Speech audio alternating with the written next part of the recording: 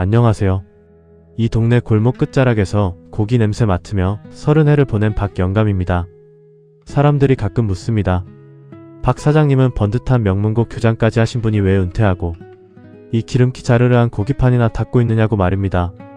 그럼 전 그저 허웃고 맙니다. 학교 교단에서는 교과서 펴놓고 정답 고르는 법을 가르쳤지만 여기 시끌벅적한 불판 앞에서는 진짜 사람 속내를 배우거든요. 인생 다 살아보니 그렇더군요. 사람의 본성은 말끔한 정장을 입었을 때가 아니라 배고프고 시끄러운 식당 의자에 앉았을 때 가장 적나라하게 드러나는 법이지요. 다들 그렇습니다. 내 자식 귀한 건 하늘도 알 만큼 대단하게 여기면서 남의 집 귀한 자식, 귀한 줄은 눈꽃만큼도 모른다고 말입니다. 어제도 그랬습니다. 비가 추적추적 내리는 주말 저녁이었지요. 핏소리에 묻혀 고기 굽는 연기가 더 자욱하게 깔리는 그런 날 말입니다. 우리 가게가 꽤 소문이 났는지 빈자리 하나 없이 꽉 찼었습니다. 주방에선 고기 써는 소리가 경쾌하게 들리고 손님들은 저마다의 하루를 소주 한 잔에 털어놓고 있었습니다. 그때였습니다. 식당 문이 거칠게 열리더니 한눈에도 번지르르한 수입차 키를 손에 쥔 젊은 부부가 들어오더군요. 대여섯 살쯤 돼 보이는 남자의 하나를 데리고 말이지요. 엄마라는 여자는 머리부터 발끝까지 명품으로 휘감고 그 비싼 가죽 가방을 아무렇게나 탁자에 던져 놓았습니다. 아빠라는 사람은 자리에 앉자마자 최신형 휴대폰에 콜을 받고는 주변 사람 눈길 한번 안 주더군요. 그런데 그 집 아들놈 태양이라던가요? 그 아이가 들어오는 순간부터 식당 공기가 묘하게 뒤틀리기 시작했습니다. 식당이라는 게 여러 사람이 밥 먹는 공공장소 아닙니까? 그런데 이 아이는 들어오자마자 신발도 안 벗고 가죽 소파 위를 타잔처럼 뛰어다니는 겁니다. 쿵쾅거리는 소리가 식당 가득 울려 퍼지는데도 부모는 눈길 한번 안 주더군요. 심지어 옆 테이블에선 노부부가 아주 조용하고 오붓하게 식사를 하고 계셨습니다. 아마 할머니 생신이라도 되신 모양이었습니다. 정갈하게 차려입고 고기를 한 점씩 건네는 모습이 참 보기 좋았는데 그 아이가 소파 위에서 펄쩍 뛰면서 튄 흙탕물이 할머니의 뽀얀 모직 코트에 튀어버렸습니다. 제가 멀리서 그걸 보고 가슴이 철렁해서 달려가려는데 그의 엄마 반응이 뭔지 아십니까? 미안하다는 말 대신 아이를 보며 깔깔거리고 웃더군요. 어머, 우리 태양이 오늘 기분이 너무 좋네? 에너지가 넘쳐서 어떡해? 하면서 말입니다. 노부부는 기가 막힌지 한참을 쳐다보다가 그냥 한숨을 내쉬며 고개를 돌리셨습니다. 그 뒷모습이 얼마나 쓸쓸해 보이던지 제가 다 얼굴이 화끈거렸습니다. 제 30년 교직 생활 동안 참 별의별 아이들을 다 봤지만 저렇게 천지분간 못하고 날뛰는 건 아이 탓이 아닙니다. 100% 부모 탓이지요. 부모가 아이의 행동을 제어하는 법을 가르치지 않는 건 아이를 사랑하는 게 아니라 아이를 사회적 부적응자로 만드는 길인데 말입니다. 진짜 비극은 고기가 나올 때 터졌습니다.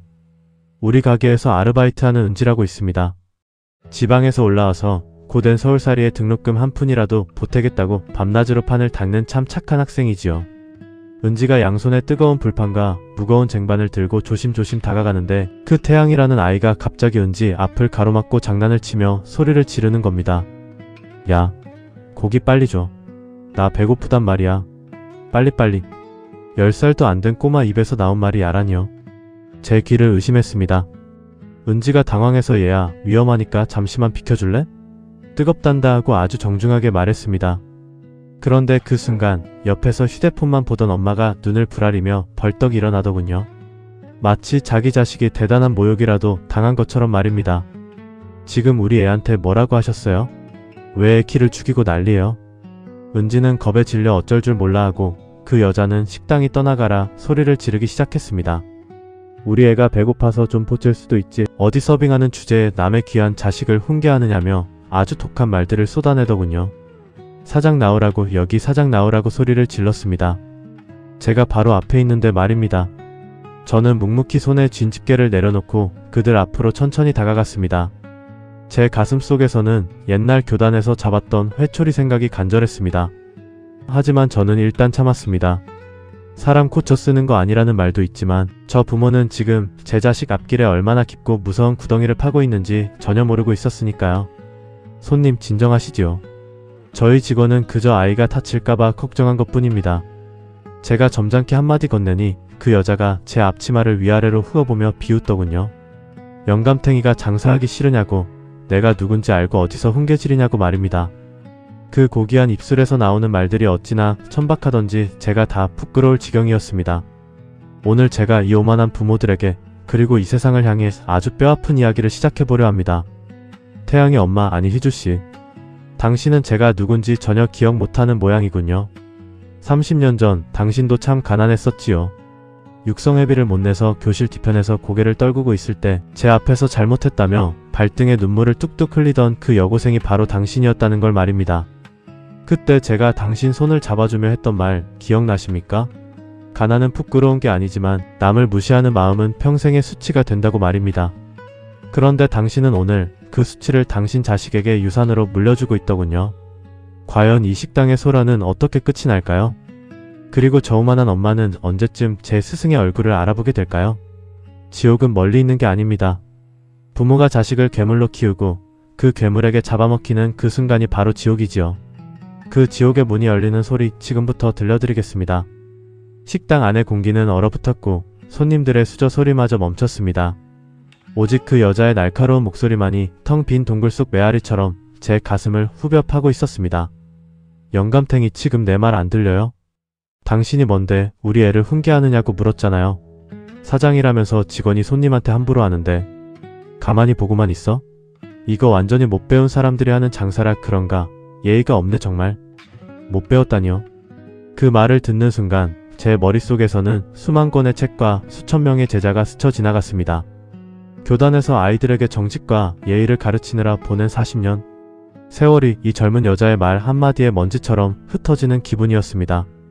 하지만 저는 입을 열지 않았습니다. 아니, 열 수 없었지요. 눈앞에 서 있는 이 괴물 같은 여자가 제가 그토록 아끼고 사랑했던 제자 희주라는 사실이 제 목소리를 앗아갔기 때문입니다. 희주씨는 제 낡은 앞치마에 묻은 기름때를 보며 코를 찡그렸습니다. 마치 오물이라도 본 듯한 표정이었지요. 그리고는 제 가슴팍을 손가락으로 쿡쿡 찌르며 몰아세웠습니다. 내가 누군지 알아요? 내 남편이 이 동네에서 어떤 사람인지 알면 당신 같은 영감탱이는 당장 여기서 쫓겨나. 장사하기 싫으면 곱게 문 닫을 것이지 어디서 감히 손님 자식을 건드려? 그녀의 손가락이 제 가슴을 찌를 때마다 저는 30년 전 그 차가운 교실을 떠올렸습니다. 당시 희주는 전교에서 손꼽히게 공부를 잘했지만 집안 형편이 너무나 어려웠던 아이였습니다. 육성회비를 못 내서 교무실 앞에 서 있을 때 제가 몰래 제 주머니를 털어 그 아이의 자존심을 지켜주곤 했지요. 배가 고프다는 말도 못하고 입술을 깨물던 그 어린 소녀에게 저는 제 도시락을 밀어주며 말했습니다. 희주야, 지금은 힘들어도 내가 바르게만 잘한다면 세상은 반드시 너를 알아줄 거다. 그랬던 아이가 이제는 돈 좀 있는 집안의 며느리가 되어 제 스승의 가슴에 손가락질을 하고 있었습니다. 세월이 사람을 변하게 한다지만 이건 변한 게 아니라 타락한 것이었지요. 더 무서운 건 그 모습을 지켜보는 태양이었습니다. 엄마의 악다구니 뒤에 숨은 아이는 겁에 질리기는커녕 오히려 의기양양한 표정을 짓고 있었습니다. 서빙하던 은지 학생을 향해 혀를 쏙 내밀며 비웃는 그 아이의 눈빛. 저는 거기서 악의 씨앗이 싹 트는 소리를 들었습니다. 엄마, 저 아줌마랑 할아버지 바보지? 우리 엄마한테 혼나니까 아무 말도 못하네? 부모가 남을 무시하고 짓밟는 모습을 보며 아이는 그것을 힘이라고 배우고 있었습니다. 아, 내가 잘못하면 엄마가 다 해결해 주는구나. 남들은 우리 엄마 앞에서 벌벌 기는구나. 이런 핏뚫어진 확신이 아이의 영혼을 갉아먹고 있었지요. 여러분, 이게 과연 자식을 사랑하는 부모의 모습입니까? 이건 사랑이 아니라 자식의 인성을 난도질하는 도살이나 다름없습니다. 옆 테이블에 앉아 계시던 손님 중 한 분이 참다 못해 한마디 거두셨습니다. 여보세요, 사장님이 무슨 잘못을 했다고 그렇게까지 하십니까? 애가 위험하게 뛰어서 그런 거 아닙니까? 그러자 희주씨는 그 손님에게까지 톡서를 퍼부었습니다. 당신이 뭔데 참견이야? 당신도 이 영감탱이랑 한패야? 못 배운 것들이 끼리끼리 논다더니 정말 가관이네. 남편이라는 사람은 여전히 휴대폰만 보며 상황을 방관하고 있었지요. 아니, 어쩌면 이런 풍경이 그 집안에서는 일상일지도 모른다는 생각이 들어 더 소름이 돋았습니다. 저는 조용히 눈을 감았습니다. 제 침묵은 굴복이 아니었습니다. 무너져 내린 교육의 현장을 목격한 한 스승의 깊은 비탄이었지요. 은지 학생은 구석에서 소리 없이 눈물을 훔치고 있었습니다. 평생 공부밖에 모르고 자란 그 귀한 학생이 왜 이런 무식한 갑질에 상처받아야 하는지 제 가슴이 찢어지는 것 같았습니다. 제가 은지에게 다가가 어깨를 다독여주려 하자 희주 씨가 다시 소리를 질렀습니다. 손대? 그 더러운 손으로 어딜 만져? 당신들 여기서 일하는 거 내가 다 기록했어. 인터넷에 올려서 이 식당 망하게 할 거야. 내가 누군지 똑똑히 보여줄 테니까 기다려. 그녀는 제 얼굴 앞에 휴대폰을 들이대며 사진을 찍기 시작했습니다. 마치 대단한 증거라도 잡은 사냥꾼처럼 당당했지요. 저는 그 렌즈 너머로 그녀의 눈을 똑똑히 쳐다보았습니다. 예전에 그 맑고 총명했던 눈동자는 온데간데없고 탐욕과 오만으로 가득 찬 낯선 여자의 눈만 남아 있었습니다. 희주 씨는 제 침묵을 겁먹은 것으로 착각했는지 더욱 기고만장해져서 식당 바닥에 물수건을 팽개치고는 아이의 손을 잡아 끌었습니다. 가자 태양아. 이런 물 흐린 곳에서 밥 먹으면 너까지 천해져. 사장님? 웃기지 마. 당신은 그냥 고기 굽는 노예일 뿐이야. 그녀가 식당을 나가려는 그 순간이었습니다. 식당 문이 다시 한번 활짝 열리더니 정장을 말끔하게 차려입은 대여섯 명의 남자가 들어왔습니다. 그들은 우리 지역 교육청의 핵심 간부들과 현직 고등학교 교장들이었지요. 오늘 제가 이곳에서 조촐하게 열기로 했던 제자들의 모임 손님들이었습니다. 그중 가장 앞서 들어오던 교육국장 김진호 씨가 저를 발견하고는 환한 미소를 지으며 달려왔습니다. 그리고는 식당이 떠나가라 큰 소리로 외쳤습니다. 박태성 선생님, 저희가 좀 늦었습니다. 대한민국 교육의 자존심이신 저희 은사님을 뵙는데 빈손으로 올 수 없어 준비 좀 하느라 늦었습니다. 김진호 씨를 비롯한 모든 남자가 저를 향해 허리를 90도로 꺾어 저를 올렸습니다. 그 광경을 본 희주 씨의 발걸음이 돌덩이라도 된 듯 멈춰 섰습니다. 그녀의 눈동자가 경악으로 물들기 시작했지요. 자신이 그토록 줄을 대려던 남편의 사업 명운을 쥐고 있는 교육계의 실세들이 못 배운 영감탱이라 비하했던 제 발치에 머리를 숙이고 있었으니까요. 과연 희주 씨는 이 상황을 어떻게 받아들일까요? 그리고 제자들의 극진한 대우를 받는 저를 보며 그녀는 30년 전에 그 스승을 떠올릴 수 있을까요? 시끌벅적하던 식당 안의 공기는 마치 누군가 마법이라도 부린 듯 쩍하고 얼어붙어 버렸습니다. 제 얼굴에 휴대폰을 들이대고 독서를 퍼붓던 희주 씨의 손이 공중에서 갈 곳을 잃고 파르르 떨리고 있었지요.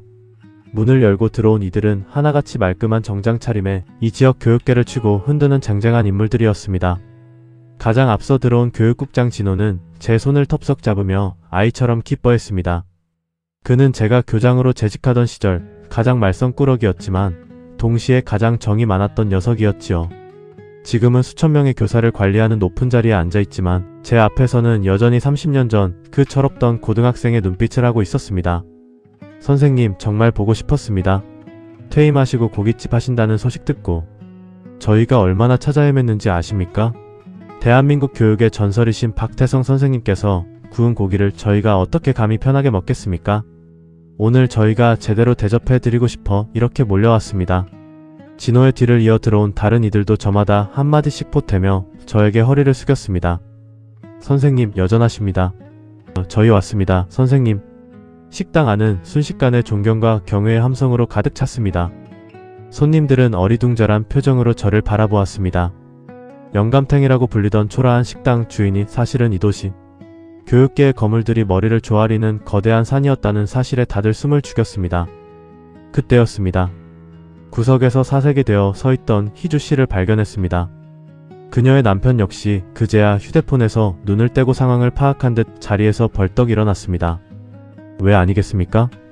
지금 제 앞에 무릎을 굽히고 앉아 제 손을 잡고 있는 김진호 국장은 남편이 진행하는 교육청 사업의 최종 승인권을 쥔 가장 무서운 갑 중의 갑이었으니까요. 진호는 그제야 식당의 이상한 기류를 눈치챈 모양이었습니다. 바닥에 팽개쳐진 물수건, 울먹이는 은지 학생, 그리고 도끼 어린 눈으로 저를 노려보던 희주 씨의 일행을 번갈아 보더니 진호의 미간이 서서히 좁아졌습니다. 선생님, 이게 무슨 상황입니까? 왜 식당 분위기가 이렇습니까? 혹시 무슨 일이라도 있었던 건가요? 진호의 날카로운 질문에 희주 씨는 비명이라도 지르고 싶은 표정이었습니다. 그녀는 입술을 달들 떨며 제 눈치를 살폈습니다. 제발 말하지 말아달라는 애처로운 눈빛이었지요. 조금 전까지 못 배운 것들이 끼리끼리 논다며 저를 비하하던 그 당당함은 어디로 가버렸는지 이제는 비 맞은 생쥐꼴이 되어 구석으로 숨어들고 있었습니다. 저는 조용히 진호의 손을 놓으며 낡은 앞치마를 코점했습니다. 그리고는 희주 씨를 쳐다보았지요. 30년 전 그 가난했던 소녀 희주는 참으로 영리했습니다. 공부 하나로 가난을 이겨보겠다며 밤잠을 설치던 그 기특한 아이를 저는 참 많이도 아꼈습니다. 그때 제가 가르친 건 수학 공식이나 영어 단어만이 아니었습니다. 희주야, 내가 나중에 높은 곳에 오를수록 더 낮은 곳을 보아야 한단다. 벼는 익을수록 고개를 숙이는 법이니까. 하지만 지금 제 눈앞에 있는 희주는 고개를 숙이기는커녕 다른 이의 머리 위에서 군림하려 드는 괴물이 되어 있었습니다. 돈이라는 날개를 달고 세상을 발밑으로 내려다보며 자신보다 약해 보이는 사람들을 짓밟는 것을 권력이라 착각하고 있었지요. 제가 지켜준 그 아이의 자존심은 이제 흉측한 허영심으로 변질되어 있었습니다. 희주씨의 남편이 서둘러 진호 국장에게 다가와 굽신거리며 인사를 건넸습니다. 아이고 국장님, 여기서 뵙다니 영광입니다. 저는 이번에 교육청 자재 납품을 맡게 된. 하지만 진호는 남편의 말을 중간에 잘라버렸습니다. 지금 그게 중요한 게 아닙니다.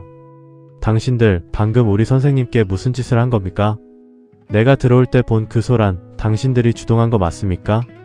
진호의 호통에 남편은 어쩔 줄 몰라 하며 아내인 희주씨의 옆구리를 찔렀습니다. 희주씨는 마치 넋이 나간 사람처럼 멍하니 저를 바라보다가 갑자기 다리에 힘이 풀린 듯 털썩 주저앉고 말았습니다. 태양이라는 그 아이도 이제야 분위기가 심상치 않다는 것을 깨달았는지 엄마의 옷자락을 붙잡고 울먹이기 시작했습니다. 엄마, 저 아저씨 무서워. 집에 가자. 인간의 운명이라는 게 참으로 묘하지요. 남을 무시하며 쌓아 올린 그 높은 성벽이 가장 낮은 곳이라. 믿었던 식당 주인 한 명에 의해 무너져 내리고 있었습니다. 희주씨는 평생 잊고 싶었을 자신의 가난한 과거와 그 과거를 보듬어 주었던 유일한 어른인 저를 동시에 마주하고 있었습니다. 그녀의 눈에 비로소 후회의 눈물이 맺히기 시작했습니다. 하지만 그녀가 흘리는 눈물이 진심 어린 참회인지 아니면 자신의 아니가 위태로워져서 흘리는 비겁한 눈물인지 너무나 잘 알고 있었기 때문입니다. 교육자로서 제 인생은 성공했을지 몰라도 한 인간으로서 제자 한 명을 제대로 키워내지 못했다는 자책감이 제 가슴을 짓눌렀습니다. 진호가 다시 한번 목소리를 높이려 할 때 제가 그의 어깨를 잡았습니다. 진호야, 됐다. 고기 타겠다. 손님들 모시고 자리에 앉거라. 귀한 걸음들 했는데 대접부터 해야지. 제 차분한 목소리에 진호는 분을 사기며 저를 쳐다보았습니다. 선생님, 그래도 이건 아니지 않습니까? 어떻게 선생님께 이런 모욕을. 저는 허허 웃으며 희주씨를 다시 바라보았습니다. 그리고는 나직하게 말했습니다. 희주야, 내 자식이 쏟은 물은 내가 닦아야 한다고 했지? 그게 부모의 도리다. 그리고 내 자식이 배운 무례함은 내가 가르친 오만함에서 나온 것이니 그 책임 또한 내가 져야 할 거다. 이제 그만 가서 내 자식의 손을 잡고 내가 짓밟은 사람들의 얼굴을 똑똑히 보거라. 희주씨는 아무 말도 하지 못하고 바닥만 쳐다보며 어깨를 들썩였습니다. 식당 안에 다른 손님들도 이 기막힌 반전과 박 사장의 일침에 숨을 죽이고 지켜보고 있었습니다. 갑질하던 부모의 최후는 이토록 비참하고 초라했습니다. 과연 희주씨는 이 자리를 어떻게 벗어날까요? 원수는 외나무다리에서 만난다고들 하지만 내가 그토록 아꼈던 제자가 세상에서 가장 천박한 모습으로 내 앞에 서 있을 때의 그 참담함은 말로 다 표현할 수가 없습니다. 식당 안은 여전히 쥐죽은 듯 고요했습니다. 제 앞에 90도로 고개를 숙인 교육계의 거물들과 그 뒤에서 돌덩이처럼 굳어버린 희주씨의 모습은 마치 멈춰버린 흑백 사진 같았습니다. 30년 전 그 낡은 교실 맨 앞줄에 앉아 빛나던 눈동자로 나를 바라보던 그 소녀의 흔적을 찾으려 애를 썼습니다. 하지만 제 눈앞에 있는 건 비싼 화장품과 명품으로 무장한 그러나 속은 까맣게 타버린 낯선 중년 여인뿐이었습니다. 희주씨, 아니 희주야. 이제야 내가 누군지 기억이 나는 모양이구나. 제 나지막한 목소리가 식당의 정적을 깼습니다. 희주씨는 입술을 파르르 떨며 아무 대답도 하지 못했습니다. 그녀의 남편은 눈치를 살피며 제게 다가오려 했지만 진호 국장의 서늘한 눈빛에 가로막혀 제자리에서 발만 동동 굴렀습니다. 남편의 그 비굴한 태도를 보며 저는 다시 한번 확신했습니다. 저 아이가 왜 저렇게 괴물로 자랐는지, 그 뿌리가 어디에 있는지 말입니다. 부모가 힘 앞에 굴복하고 약자 앞에 군림하는 법을 몸소 보여주고 있는데 그 자식이 무엇을 보고 배우겠습니까? 저는 고개를 돌려 구석에서 울고 있는 은지 학생을 보았습니다. 평생 공부밖에 모르고 자란 그 귀한 학생이 단순히 고기를 나른다는 이유로 못 배운 사람 취급을 받아야 했던 그 10분은 평생의 상처가 될 것입니다. 은지야, 미안하구나. 이 못난 어른들이 내 고귀한 노동을 모욕했어. 하지만 기억하렴. 저들이 내뱉은 침은 결국 저들의 얼굴로 돌아갈 거란다. 그리고 저는 다시 희주씨를 향해 걸어갔습니다. 그녀는 제가 다가오자 뒷걸음질을 치려다 의자에 걸려 주저앉았습니다. 그녀의 옆에 있던 태양이라는 아이는 엄마의 옷자락을 붙잡고 엉엉 울기 시작했습니다. 엄마, 할아버지가 왜 그래? 나 무서워. 집에 가자. 아이의 울음소리가 식당을 가득 채웠지만 그 누구도 아이를 달래주지 않았습니다. 아니, 달래줄 수가 없었지요. 휘주야, 기억나니? 30년 전 고등학교 3학년 겨울 내가 육성회비를 못 내서 교무실 뒤편에서 혼자 울고 있을 때 말이다. 그때 내가 너를 불러서 했던 말 아직도 가슴에 담고 있니? 가난은 주머니가 비어있는 것이지. 영혼이 비어있는 게 아니라고. 내가 정직하고 당당하게만 산다면 그 누구도 너를 함부로 대할 수 없다고 내가 분명히 말했었지. 제 말에 희주씨의 고개가 더 깊게 숙여졌습니다. 하지만 제 마음은 조금도 흔들리지 않았습니다. 지금 그녀가 흘리는 눈물은 30년 전의 순수한 눈물이 아니라는 것을 너무나 잘 알기 때문입니다. 자신의 아내가 위태로워지고 남편의 사업이 망가질까 봐 두려워 흘리는 비겁한 눈물일 뿐이었지요. 내가 내 등록금을 대신 내주며 기뻐했던 건 내가 세상에 나가서 힘있는 사람이 되길 바라서가 아니었다. 내가 받은 그 작은 따뜻함을 다른 사람에게 돌려줄 줄 아는 어른이 되길 바랐던 거야. 그런데 너는 오늘 무엇을 했니? 내가 가진 그 얄팍한 돈과 권세를 휘두르며 너보다 약해 보이는 사람들을 짓밟는 것이 성공이라고 믿고 살았더냐? 저는 주머니에서 아까 그녀가 던졌던 물수건을 집어들었습니다. 내 자식이 쏟은 물을 내가 닦지 않는 것은 자식의 자존심을 지켜주는 게 아니라 자식의 미래를 쓰레기통에 쳐넣는 짓이다. 내가 오늘 은지 학생에게 했던 그 모욕적인 말들, 그리고 나에게 퍼부었던 그 저주 섞인 폭언들, 그게 다 어디로 갈 것 같니? 바로 저 아이의 머릿속으로, 저 아이의 가슴속으로 고스란히 들어갔단다. 저는 아이 태양이를 똑똑히 쳐다보았습니다. 아이는 겁에 질려 제 눈을 피했습니다. 희주야, 저 아이를 보렴. 저 아이가 커서 너를 어떻게 대할 것 같니? 내가 오늘 보여준 그 오만함을 그대로 배워서 내가 늙고 힘없어졌을 때 너를 못 배운 할머니 취급하며 요양원에 던져버릴 거다. 그게 내가 오늘 저 아이에게 가르친 진짜 유산이란다. 구경하던 손님들도 제 말의 무게를 느꼈는지 고개를 끄덕이며 탄식을 내뱉었습니다.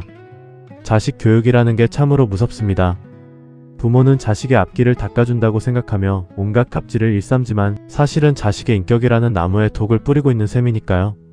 진호 국장이 더는 못 참겠다는 듯 곁으로 다가왔습니다. 선생님, 이 사람들과 엮여 계신 사업들 제가 다 전면 재검토하겠습니다. 우리 선생님께 이런 수모를 준 사람들과는 단 10원어치의 계약도 할 수 없습니다. 진호의 말에 희주씨의 남편이 비명을 지르며 무릎을 꿇었습니다. 국장님, 제발 한 번만 용서해 주십시오. 제 아내가 실수를 했습니다. 선생님, 죽을 죄를 지었습니다. 돈 앞에서는 한없이 약해지고 돈 없는 사람 앞에서는 사자처럼 날뛰는 그 천박한 인생들. 그들이 입은 비싼 양복과 드레스가 어찌나 남루해 보이던지 제가 다 민망할 지경이었습니다. 저는 조용히 진호의 손을 잡고 고개를 저었습니다. 진호야, 됐다. 저들을 벌하는 건 내가 할 일이 아니다. 이미 저들은 스스로가 판 무덤에 깊이 빠져있지 않느냐. 남을 무시하며 얻은 그 가짜 행복이 얼마나 모래성 같은 것인지 오늘 밤 뼈저리게 느꼈을 게다. 저는 희주씨를 향해 마지막으로 한마디를 남겼습니다. 희주야, 내가 오늘 저지른 잘못을 진심으로 뉘우친다면 지금 당장 저 은지 학생에게 무릎 꿇고 사과하거라. 식당 주인인 나에게 빌지 말고 내가 사람 대접하지 않았던 저 청년의 상처받은 마음부터 어루만져주란 말이다. 그게 내가 인간으로서 할 수 있는 마지막 예의다. 희주씨는 떨리는 몸을 이끌고 은지 학생 쪽으로 다가가려 했습니다. 하지만 자존심이 허락하지 않는지 아니면 수치심이 발목을 잡는지 한 걸음도 떼지 못하고 주저앉아 통곡했습니다. 과연 희주씨는 진심으로 은지에게 고개를 숙일 수 있을까요? 그리고 30년 만에 마주한 스승의 잎이 묻은 회초리를 그녀는 평생 기억하며 살까요? 식당 안에 소란이 잦아들고 다시금 고기 익는 냄새가 공간을 채우기 시작했습니다. 하지만 그 냄새는 이전처럼 고소하기만 한 것이 아니었지요. 누군가의 오만이 타버린 제 냄새와 뒤늦게 터져나온 후회의 습기가 뒤섞인 눅눅한 공기였습니다. 무릎을 꿇고 통곡하던 희주씨는 결국 제 권유대로 은지 학생의 앞에 섰습니다. 그녀의 고개는 땅바닥에 닿을 듯 숙여져 있었고 그 화려하던 명품 가방은 바닥에 뒹굴며 먼지를 뒤집어 쓰고 있었지요. 미안해요. 내가 정말 큰 잘못을 했어요. 내가 제정신이 아니었나봐요. 제발 용서해줘요. 희주씨의 입에서 나온 사과는 떨리고 있었습니다. 하지만 저는 압니다. 그 사과가 온전히 자신의 잘못을 깨달아서 나오는 것인지 아니면 눈앞에 닥친 남편의 사업 위기를 막아보려는 처절한 몸부림인지 말입니다. 그래도 저는 그 모습을 묵묵히 지켜보았습니다. 은지 학생은 당황한 듯 어쩔 줄 몰라 하다가 제 눈빛을 보고는 조용히 고개를 끄덕였습니다. 아니에요. 괜찮습니다. 은지의 그 짧은 대답이 희주씨의 독설보다 훨씬 더 어른스럽고 무게가 있었습니다. 희주씨의 남편은 진호 국장의 옷자락을 붙잡고 연신 고개를 조아렸습니다. 하지만 진호는 차갑게 그 손을 뿌리쳤지요. 사장님, 오늘 당신들이 보여준 건 단순한 실수가 아닙니다. 사람을 대하는 당신들의 평소 인격이 바닥을 드러낸 것이지요. 우리 선생님께 그리고 저 학생에게 준 상처는 돈으로 메워질 수 있는 게 아닙니다. 사업 문제는 법과 원칙대로 처리될 테니 이제 그만 나가주십시오. 진호의 단호한 축객령의 부부는 마치 쫓겨나듯 식당을 나섰습니다. 아이 태양이는 여전히 엄마의 손에 끌려가며 뒤를 돌아보았습니다. 아까까지만 해도 기세등등하게 혀를 내밀던 그 아이의 눈에는 이제 공포와 혼란만이 가득했습니다. 자신이 세상에서 가장 강하다고 믿었던 부모가 초라한 식당, 주인 할아버지와 낯선 아저씨들 앞에서 머리를 조아리는 모습을 보며 아이는 무엇을 느꼈을까요? 부모가 닦아주지 못한 그 오만한 성격의 물줄기는 이제 저 아이가 세상을 살아가며 피눈물로 닦아내야 할 무거운 짐이 될 것입니다. 식당 문이 닫히고 나서야 저는 깊은 한숨을 내쉬었습니다. 진호와 제자들은 제 곁으로 다가와 걱정스러운 눈길을 보냈습니다. 선생님, 정말 고생 많으셨습니다. 저런 무식한 사람들에게 왜 진작 정체를 밝히지 않으셨습니까? 저는 그들의 손을 잡으며 씁쓸하게 웃었습니다. 정체가 뭐가 중요하겠니? 내가 교장이었든 그냥 평범한 고기 굽는 노인이었든 사람은 사람 그 자체로 존중받아야 하는 것을 말이다. 저 아이는 그걸 배우지 못했어. 그게 가장 가슴 아픈 일이지. 저는 은지 학생에게 다가가 오늘 하루 일당의 몇 배를 챙겨 쥐어주었습니다. 은지야, 오늘 내가 겪은 건 세상의 전부는 아니란다. 저런 사람보다 좋은 사람이 훨씬 더 많다는 걸 잊지 말아라. 그리고 내가 흘린 땀방울은 그 어떤 다이아몬드보다 값진 것이니 절대 내 직업과 내 처지를 부끄러워하지 마라. 은지는 눈시울을 붉히며 제 손을 꼭 잡았습니다. 그 맑은 눈망울을 보니 비로소 제 마음의 응어리도 조금은 풀리는 것 같았습니다. 여러분, 오늘 제 고깃집에서 벌어진 이 소동을 보며 어떤 생각이 드십니까? 5070 우리 세대들은 평생을 희생하며 살았습니다. 내 입에 들어갈 것 아껴서 자식들 공부시키고 번듯하게 키워내면 그것이 부모 인생의 성적표라고 믿으며 살았지요. 하지만 오늘 제가 본 건 성적표는 우수할지 몰라도 인성은 낙제점인 실패한 교육의 현장이었습니다. 자식 키 살려준다는 명목하에 타인의 인격을 짓밟는 것을 방치하는 부모님들께 감히 한마디 올립니다. 당신이 오늘 식당에서, 학교에서 혹은 길거리에서 자식을 위해 휘두른 그 무례함은 나중에 자식의 인생에 가장 날카로운 칼날이 되어 돌아올 것입니다. 자식은 부모의 입이 아니라 뒷모습을 보고 자란다고 했습니다. 당신이 경비원에게, 식당 종업원에게 혹은 청소부에게 함부로 대할 때 당신의 자식은 사람은 급이 나뉘어 있다는 비극적인 착각을 배우게 됩니다. 인생의 마지막에 남는 건 자식의 통장 잔고가 아니라 자식이 세상을 대하는 따뜻한 시선이어야 합니다. 그것이 부모가 자식에게 줄 수 있는 가장 위대한 유산이자 부모 자신의 노후를 지키는 가장 확실한 보험입니다. 내 자식이 귀하면 남의 자식도 귀한 줄 알아야 합니다. 그것이 우리가 그토록 강조했던 인간의 도리 아닙니까? 진호와 제자들은 밤늦게까지 제 식당에서 소주잔을 기울이며 옛 추억을 나눴습니다. 그들이 떠나고 난 빈 식당에 혼자 앉아 저는 다시 핏자루를 들었습니다. 희주씨가 엎지른 물과 태양이가 어지럽힌 소파 위를 묵묵히 닦아내며 생각했습니다. 내일은 또 어떤 인연들이 이 문을 열고 들어올까? 그때는 고기 탄내가 아니라 사람의 향기가 가득한 밤이었으면 좋겠다고 말입니다. 자식에게 다 주지 마십시오. 돈도 마음도 그리고 잘못된 권력도 말입니다. 대신 스스로 일어서는 법과 고개 숙여 사과하는 법을 먼저 가르치십시오. 그것이 당신의 자식을 괴물이 아닌 인간으로 키우는 유일한 길입니다. 오늘 밤 당신의 자식은 당신의 어떤 뒷모습을 보고 잠들었습니까? 30년 뒤 당신의 자식이 당신을 어떻게 대할지 궁금하다면 오늘 당신이 타인을 어떻게 대했는지 거울을 보며 물어보시기 바랍니다. 박영감의 고깃집 불은 이제 꺼집니다. 하지만 여러분 가슴속에 켜진 그 양심의 불꽃은 꺼지지 않기를 진심으로 바랍니다. 평안한 밤 되십시오.